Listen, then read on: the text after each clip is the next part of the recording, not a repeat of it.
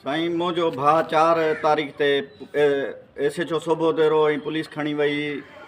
सोराब शहर वारा ऐं प्राइवेट माण्हू एजाज सियाल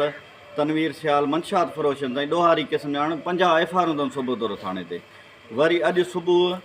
6 बजे मुंहिंजे घर में प्यारली जतोई वंगार वांदे मूंखे जेको आहे सो